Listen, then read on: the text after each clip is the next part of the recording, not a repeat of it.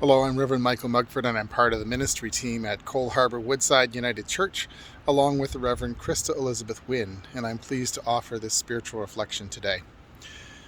As we approach the 1-year mark of our COVID way of life in Nova Scotia, we have been required to make some pretty drastic changes in our way of life and in our interaction with the larger society.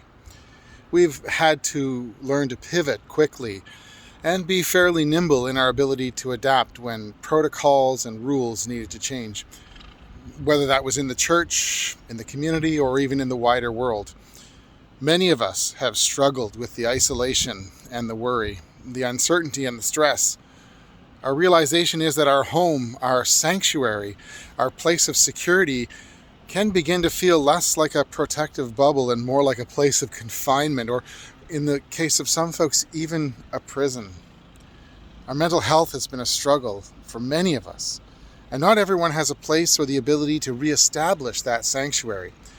It's easy to say that things are changing for the good, and it's easy to say that the vaccines are rolling out, and it's easy to say that restrictions are lifting. Even in those glimpses of hope, there is always the caveat that we must continue to be vigilant. We must continue to be aware. And most of all, I think we must continue to take care of our whole selves, our bodies, our minds, and our spirits. We sometimes want that work to be ours and ours alone, but we are not alone, our United Church of Canada creed reminds us. God is with us in the midst of that. In the midst of the uncertainty, in the midst of the pandemic, God is there, right there, as close as our next breath. I don't believe God is an out there sort of presence, but a right here and right in here presence. It is God who imbues our lives and our spirits with ruach, the Hebrew word for the wind of the Spirit, the life of God, as found in the very beginning, the book of Genesis. It imbues us with breath, holy breath. I recently came across a blog post from Rachel Held Evans, an amazing woman of breath and spirit whose writing touched many hearts, including my own. And even now, almost 2 years after her death, I still find such great spirit breath in her writing.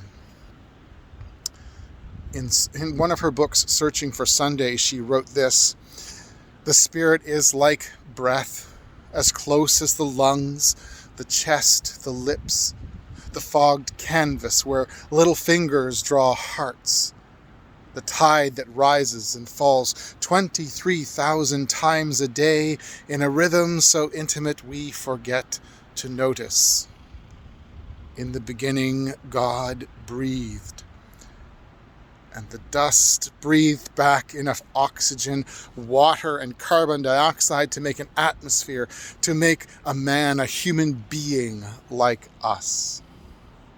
Wonderful words. We need to be reminded of that on a regular basis. We don't always have or take the time to connect with that reality. It's a good thing that the Spirit doesn't wait for us to pause in order to remind us that she is present. I do believe, however, that we do need to be intentional, to take time to connect with the Spirit and to connect the Spirit with our spirits.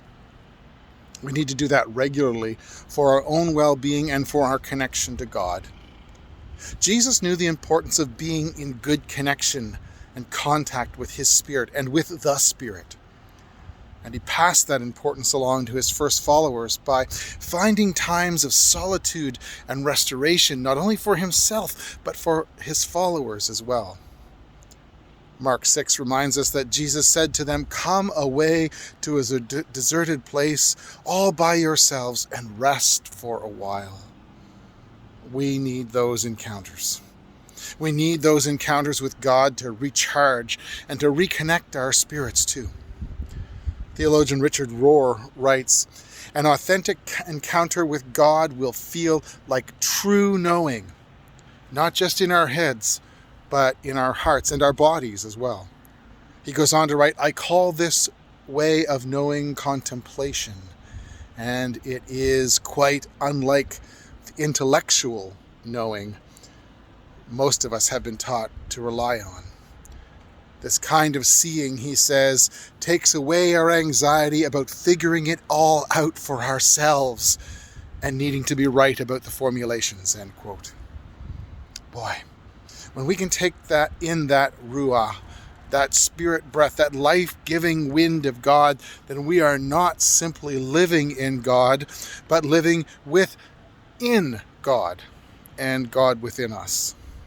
God becomes the very breath of our lives. It is a part of our very living, our very being. We are never apart from God because God is a part of us. To go back to Richard Rohr, he writes, "At this point, God becomes more a verb than a noun, more a process than a conclusion, more an experience than a dogma, more a personal relationship than an idea." Boy, it's that being of and with God that gives us, I believe, as human beings, the ability to do more than merely get through the hard times, the hard travels. That allows us to do that even with hope for the future. Now, this doesn't come easy or naturally. We need to practice that presence, that breathing in and out of God in order to constantly learn and grow. We can do this in community like church, as Jesus' followers did with him, or sometimes we have to do it alone, as Jesus did from time to time. And we can trust that we are accompanied by the breath of the Spirit. When times are hard, that's harder to find. But when we can find those moments, even if they're fleeting, the practice adds to our ability to breathe more deeply and surely in that life-giving, hope-sustaining, love-deepening Spirit we name God. And that's my hope and prayer for each one of us in these days. Some thoughts for today. Peace.